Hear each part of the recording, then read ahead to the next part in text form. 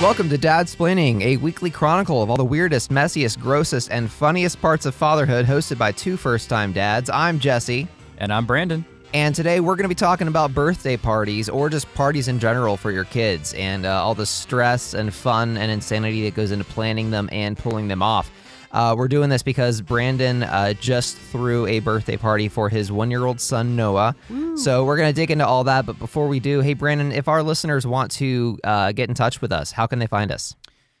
You can check us out on all your social media channels, Facebook, Twitter, and Instagram at Dadsplaining Podcast. You can drop us an email at dadsplainingpodcast@gmail.com, and you can find our episodes anywhere you get your podcasts. Excellent. So like I said, Brandon's son Noah just celebrated his first birthday. What was the actual day? Ooh, March 19th on Tuesday. Okay. All right. So his birthday party came a little bit early. Yep. And I was there. It was a huge event. There were a lot of parents there, a lot of little babies running all around. What was it like? I want to hear what it was like kind of going into the process for you guys, since this is still fresh in your brain. Yeah. And then I'll chime in because my son, David, who is going to be 17 months in a week or two, we threw his first birthday party back in November, and it was similarly insane. Right. And I'll kind of chime in as we go. But what was it like for you guys? Yeah, it was hell on earth. No, it was interesting, a learning experience, something I would totally do again and do it totally differently. No, I'm kidding. Yeah, I don't know. I mean, I think the first birthday party is what you're going to be judged on for the rest of your life as a parent. Yeah. Or at least that is the way it feels. So you have to show out, and if you don't, then you're just a garbage parent, basically. So this is the pressure, and this is the mindset. You want to know what it feels like. That's what it feels like. It definitely feels honest. that way. At least we've got that in the back of our heads, and I know our wives do too. Because like my wife Ashley, leading up to this, she's like, it's got to be perfect. It's got to be big, or else I'll feel like I've let my son down. Yeah. And I know parents, that's what we're thinking. We're like, oh, if this party isn't great, my kid's gonna look back and feel bad or insecure or upset and resentful toward me for not having an amazing first birthday party. Before they can speak, before they can really walk around or recognize things, somehow they're going to develop this sort of resentment, which exactly. It's not rational, but it's totally there for all of us. Scar them for the rest of their lives. That's what they're going to talk about in therapy. It's like, well, if I've only had a better first birthday party, everything would have been fine since then. That's what it feels like, and then you get all that fun stress that comes with it. Yeah. On top of just the normal parenting stuff, because you have to continue parenting even while you're preparing for a birthday party. Fun fact. So I don't know. Let's say probably spent a couple weeks doing various prep work. The week leading up to it was probably the most intense. So every night we were preparing, and like I said, I joked about you don't get to stop parenting. It's true. We had to wait till our son went to bed every night, and then we would spend the hours from 7 to 10 doing various things like decorations, putting things together, menu planning, coming up with the ways that we want to cook things, figuring out what kind of cake we want to have, figuring out where things are going to go. We rearranged our entire house and feng shuied everything to put things in different places, to add more seating, blah, blah, blah. I mean, it was pretty crazy. I mean, we probably had 30 to 40 people at our party. And, we have a decent-sized house, but it's because we have 2 stories. And so we're not going to put half the party on another floor. Right. And so we were worried a lot about the capacity of the house because there wasn't a ton of room for people to hang out, and we were hoping it was going to be warm weather. So then, another thing with birthday parties is you always have to care about the weather. Yep. Talked about the weather more than I've ever talked about the weather leading up to the party. And my son's birthday is in the middle of March, so it's not too warm. Yeah. It's not really spring. We live in Georgia, hasn't really decided to warm up just yet. And so, all these fun things going on, and it just kind of feels like every moment leading up to it, even weeks, out, is just that big ball of stress, the fear that it's going to fail, it's going to be horrible, something's going to go wrong, it's going to rain, blah, blah, blah. And it's just, How did it feel to you leading up? Did you have those same exact kinds of fears? Yeah, and what was rough about ours was my wife and I and our son, we live about an hour north of the city, for one thing. And then all of our family lives about an hour south of the city. So in rush hour traffic, we're about 2 hours away from our family. So having the party at our house wasn't really practical because then everyone's got to travel to our house. And who knows how many people are actually going to do that. A lot of our family are kind of getting older. And, they aren't going to get in their car and drive long distances. And then other family members have to take care of those family members. So there was all that. So we ultimately decided to have it at my in-laws' house, at my wife's parents. And that was going to be fine until, I want to say, 3 days before the party, when they were getting some plumbing work done and a plumber broke a pipe and flooded their upstairs bathroom, which totally soaked through to the ceiling of the kitchen below, ruined their ceiling, and caused water to be dripping all over the house. And they had to rip up their carpet upstairs. They had to rip giant holes in the ceiling. So that was no longer an option. And we had to kind of call an audible and beg my wife's grandmother to use her house, which luckily was just a few houses away from her parents' house. But the double whammy there was, for one thing, we couldn't drive down every day in the days or the week leading up to the party to decorate. Yeah.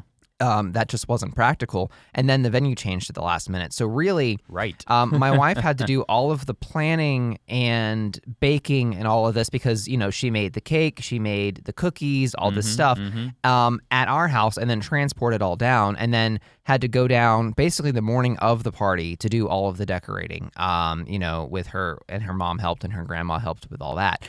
But there was a lot of moving around, and we were just kind of so far away from the action that all of it had to be at the last minute. And my wife left a comment on my Facebook page this morning, reminding me that all of this is so stressful, especially for the moms who I feel like they've got more mental pressure because there's still sort of this idea of the ideal mom, housewife who, even though we're moving ahead as society, like they, now they have to be perfect workers and perfect moms and perfect wives. So it's almost like double the pressure.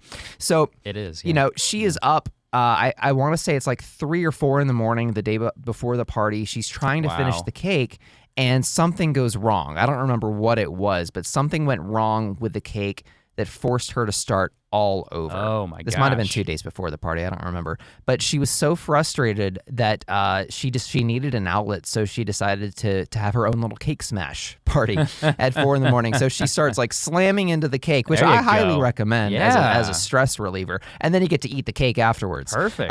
So that, she wakes me up 4 o'clock in the morning. She's like, honey, I need help.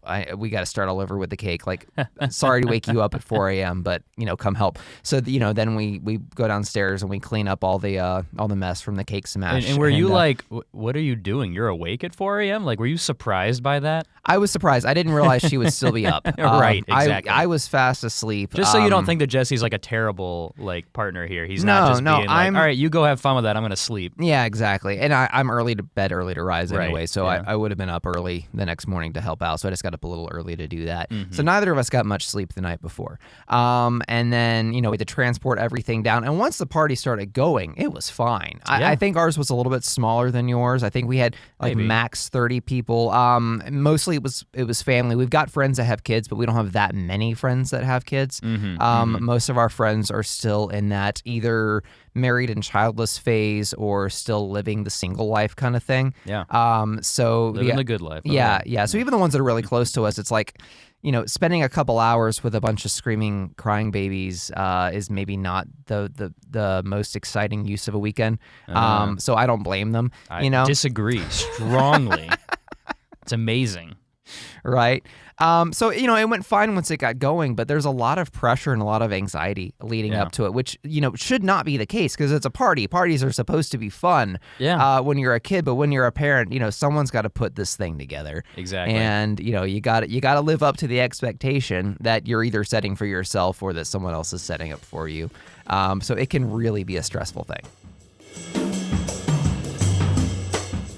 So actually, you put all that stress aside, one of the cool things about birthday parties is getting to get creative with it. And this is an area where I think, you guys really like shone, and I feel like my wife kind of did too, like really shines that area of picking a theme and running with it and tying it all together, which I think is kind of in these days, and parents are doing it in really cool ways. I want to talk first about what you guys did. Yeah, for sure. So everybody's got to come up with like a neat slogan-y type something. And for the first birthday, it's something about the number 1, the first birthday. So we're no exception. Yeah. So we had this theme of wild one, but not wild like crazy cuckoo kid, because every kid is wild at the age of 1, but more like the wild growth of like gardens, forests, like just kind of like nature, etc. Because he's just like a little natural phenomenon, and he's just kind of growing, kind of crazy. He's tall, he's big, he's got a huge head, not that huge. He's beautiful. Babbling, all this kind of fun stuff. So yeah, it was kind of more like the garden, farmers market-y kind of wild growth kind of thing of that nature. Yeah. So a lot of greenery, a lot of like natural type elements there. We had I went to the farmer's market to get things from said farmer's market so we could have this kind of like outdoor farmer's market-y type feel to it, a little bit of the rustic vibe.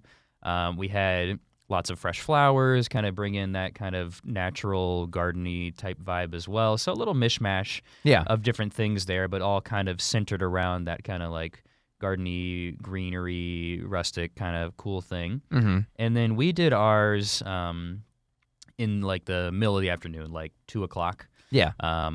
Just because like it's so much pressure to create like lunch and food for everybody. It was hard enough just doing snacks and stuff. So we did a lot of cool things with not just the decorations that I mentioned, but also the food to kind of tie it into the theme. Yeah. And this is where it got really over the top creative, right? So we would take, I say we a lot. Every time I mention the we here, it's of course my wife, and then me in the supporting role. And just in general, when we talk about any positive child rearing on this show, it's generally speaking probably more the wives and then the fathers in like the supporting role. If we're just all being honest here. And so anyway, we took Oreos and like crushed up the cookie crust, the dark chocolatey kind of crust, so it looks kind of like dirt. And then we would take little strawberries, dip them in chocolate. The chocolate icing was colored orange, and so if you take a little strawberry and you cover it kind of in some orange, and it has a little green part of the strawberry already on there, it looks like a little carrot. Yeah, I like that. And so we put the little carrots on the crumbled up Oreos, so it looked like little carrots and dirt. It was adorable. It was so pretty that no one ate them. I ate them. I had two of them. Okay, good. They were delicious. I took one, and they didn't taste like carrots. Somebody. I thought, like, is this going to be carrot flavored? No, like that might be a carrot flavored strawberry, but it was delicious. Yeah, everybody loves them. You've never seen an orange strawberry, but yeah. So little touches like that. We made little sugar cookies and then colored them in different, again, like colored frostings to look like vegetables. So our cookies looked like different vegetables. So we had cookies shaped like carrots, radishes, broccoli, mushrooms, like all kinds of different things, which was really cool. And those turned out amazing. Nice. And like, that's kind of the fun part because you get to kind of play around with like frosting and food coloring, and you got like red, yellow, green, all these different colors going on. And then we just got like a ton of various like vegetables and things, which no one was going to eat, but just looked cool along the way, and just had the appeal of basically helping tie in the theme. And I think probably I'm trying to think what else we did that was like the super impressive, neat stuff. We had little seed packets that were kind of hanging around like on the walls and things. Yeah. So, kind of the growing wild theme, right? A little seed packets, and then like interspersed with pictures of my son. So it was, super cute and all that kind of stuff. And then, I give a shout out to my mother-in-law. She put together this really cool banner. I'd seen this before at like some of the other parties, like, not everything is 100% unique, so don't stress yourself out on being totally unique with a party if you can. And it was like a kid's birthday party, and they would do like stats of like their kid, like height, weight, whatever. My cousin and his wife, for one of their kids, they did a fun one that was like sports themed, and so they did like sports stats for their kid. They're like, his 40-yard dash was 6 minutes because he cannot run. He is only crawling. He's very slow. Yeah. And that was a lot of fun. And we did one that was just kind of more focused on, it had the height and the weight, but then it had like foods I like, words I can say, nicknames. So like a little kind of personal details, which was fun. It was a really beautiful banner. I'll share some pictures, of course. And it was just kind of neat, I guess, because then other folks who came to the party could see, like, and learn a little bit about our son, because no one who's not with him every day knows all the little details. So we had a pretty good time, like you said, putting these things together. Mm-hmm. It was definitely well balanced with a lot of anxiety, because it was a lot of work. And if you're, like we've said in the beginning, you're not a good parent unless you do it all yourself. So this was like all homemade. Yeah. Like we weren't buying anything from the store to replace something that we could have made ourselves, other than like the flowers, or like I bought some meat and cheese. Like I'm not gonna make my own cheese. I didn't have enough time for that. But like everything homemade all along the way, and like that's the extra stress. But like it really pays off in a way of like, whoa, I can't believe you did that. And Jesse, I know you guys did almost kind of very similar in terms of like a lot of handmade. Your wife put in a ton of work. I really want you to describe all of the intimate details of what she put together. Yeah, so I'm actually, I'll put up a couple photos from both of our parties on the Facebook page. So if you guys aren't following us on Facebook, go ahead and search Dadsplaining, a fatherhood podcast, and check us out there. I'll post some photos. But so the theme that we picked was Mr. Wonderful, like emphasis on the one dash Durful. It's an amazing pun. By the way. If it's not a pun, you're not a dad. So. I mean, I say that she picked it out, and so the invitations were basically made to look like a little tuxedo with a little bow tie, like cute. A little gentleman kind of thing, and that was the theme we ran with. So my wife bought these like you wouldn't call it a popsicle or a cake pop or a lollipop, but something like that, like basically candy on a stick, like a sugar cookie, like hard on a stick, and they were shaped. Some were shaped like mustaches, some were shaped like bow ties, and then she would make actual sugar tookies. Tookies. What is a tookie? That's what your kid has on his butt. Is cookies. Tookies. I don't know. Sugar cookies that were shaped like bow ties and mustaches, and she would make patterns and designs on them with icing. So she spent a lot of time on both of those, and then she made the cake, which was along the same theme. It was, I think there was, I don't remember, it was like a snickerdoodle cake or something like that. And the cake topper, I think, said Mr. Wonderful on it. And of course there were streamers and decorations, and we made that same sort of kind of like a clothesline with photos of the baby from each month on it, kind of as he progresses, balloons everywhere, that kind of thing. So there were a lot of late nights basically involved in making that happen, and then a couple of drafts and remakes, because you make the first batch of cookies and then you're like, well, this didn't come out exactly how I wanted it to. I didn't get the icing exactly right. So, I got to be sort of the test guy where we would make them and then reject them, and then I'd be like, well, someone's got to eat the rejects. Like, we can't just throw them away. That's such a waste. So I would take on that hard job. Somebody's got to do it. Definitely. This is where dads really shine. Oh yeah. Cleaning up by eating. Yeah, the act of the garbage disposal role. But I think there were some cool things that helped when you've got lots of kids, and then you guys had this too, and it acted against you because you guys had the cold weather to deal with, and you didn't have a place to put this inside. But we had a ball pit in the middle of the room. That was, it's not huge, but it's got enough room to fit like 4 babies in it probably, and it's filled with, plastic balls like you're at a ball pit at a McDonald's or something like that. And kids love it. It's a lot of fun. It's really distracting. And then there's other things for them to do, like you bring toys. And I mean, you guys had a lot of toys set out, which was perfect for an indoor kind of play day. We didn't have so much with the toys. So basically it was the ball pit or running around. Yeah, well, you guys were not at your home base. Exactly. We were at our home, so we obviously had my son's toys just there, and it helped. And we kind of had to because we couldn't be outside. We had this whole idea of being outside a lot more. We had like splash pads and things like that, which just did not happen whatsoever. But your house, it was, or not your house, but I guess your grandparents' house. Yeah. It was a lot of fun because the ball pit, like Noah had never played in one. We didn't have one at the time. We actually got one because of that party. Yeah. Because it was so much fun. It was cool to have all the kids playing together. Yeah. And I think that was just kind of my favorite moment of the party. was more or less enjoying the party. And I think I did this maybe a little bit more than my wife. So again, like, dad mode, you just kind of go in and you start enjoying maybe more than I should have, and should have been like doing the socializing, getting people food and things like that.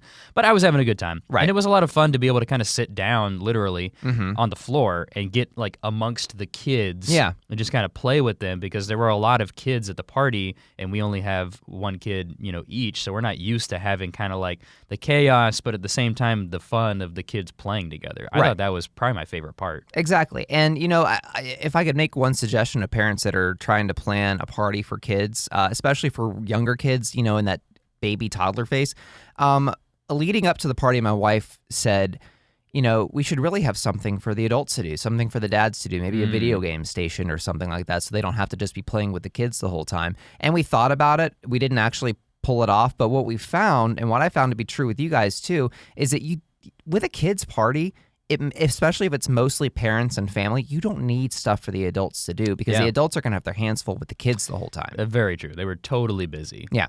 And I know that's the instinct is, well, it's a kid's party, but there are going to be grown-ups too. Should we have grown-up stuff going on? You really don't need it. Like, you can take that one off the list, because the grandparents are going to be wanting to just watch the kids and play with them and talk to them.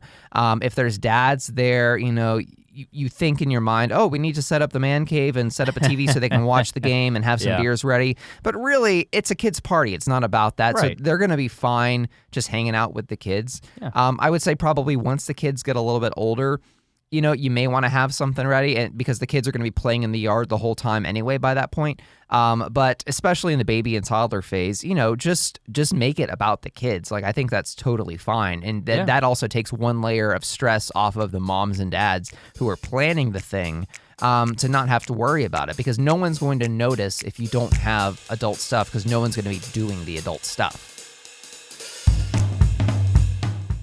So yeah, in summary, I guess if you want to kind of put a cap on the conversation, kids' parties can be stressful, and I think something that especially dads, if the moms in your life are like this or anything like ours, they feel the pressure from family members and friends and just society at large to throw a great party. Dive in, like, do whatever you can to help out and support them, and actually become active in that process, like in whatever way they need. Don't try to take over if they're just naturally, inclined to do these things, but definitely try and lend a hand, because it could be really stressful and it can lead to a lot of, worry and anxiety. So it shouldn't be that way, like I said at the beginning, but it is that way. So do what you can to help out, and try to take off as many things as possible, your best friends are what can I do and yes.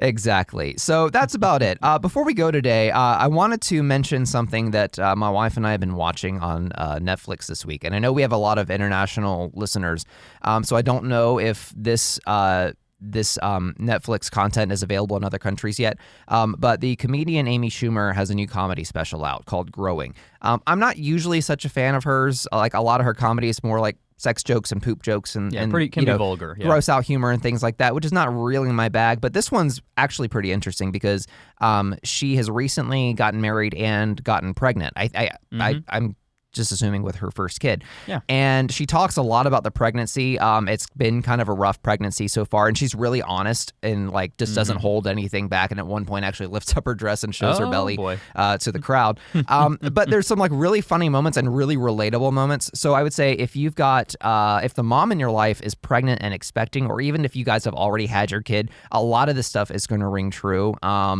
And it's a lot of stuff that everyone goes through, but no one ever talks about, Yeah. And I feel like we just, it's healthy to talk about this kind of stuff. So, it's definitely R-rated. I wouldn't watch it with the kids. And if that kind of comedy is not your cup of tea, then skip it. But it's called Amy Schumer Growing, and it's on Netflix. And we're about halfway through it right now, and it's really funny. Nice.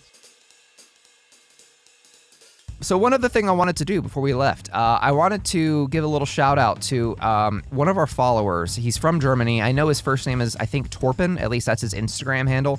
Torpen reached out to us, sent a direct message on our Instagram page this week, just to let us know that he's listening to us like on the way to and from work in Germany. His wife is expecting their first child in August. So we want to say, hey, Torpen, if that's your name, thanks for listening. We appreciate you being a fan, and best of luck with the pregnancy. Hope everything goes well. Make sure to send us some messages. Let us know how it's going. Let us know if you have any questions, and definitely go back and listen to our first few episodes, because we talked about pregnancy in episode 1. We talked about the birth stories in episodes 2 and 3, and then for a few episodes after that, we talked about just like the first few weeks and what that experience is like being home with a newborn. There's a lot of, I would say, like good knowledge and information, but it was basically just 2 first-time dads sharing their personal experiences. So we don't have any wisdom to share, but it's definitely, you get something out of listening to other people who have gone through it. So anyway, Torpen, thanks for listening, and to all of our other listeners across the world, thanks for listening. We love you guys. So that's going to do it for today's episode of Dadsplaining. Once again, Brandon, where can our listeners find us? You can check us out on Facebook, Twitter, and Instagram at Dadsplaining Podcast. Please give us a follow. You can drop us an email at dadsplainingpodcast@gmail.com, and you can find all of our episodes on any of your favorite podcast apps. Please do follow us, give us a review and a rating, share us with your friends. Please help us spread the message. We're finding random people out in Germany and South America, all over the place. We really love it. That's awesome. So just keep sharing. We appreciate it. And if you guys have something that you'd like us to cover that we haven't talked about previously, like definitely be sure to send us an email, dadsplainingpodcast@gmail.com, leave us a comment, send us a message somewhere, so that we can try and tackle that subject with whatever sort of false confidence that we have. So thanks again for listening. Until next time, I'm Jesse. And I'm Brandon. And hey, Brandon, what do you call a French man in flip-flops? A French flopper? No, Philippe Philop. Philippe Philop. All right. I'd like to apologize to any of our French listeners who were offended by that joke. We love you guys. Like I've never met anyone named Philippe in France. All right. See you guys next time.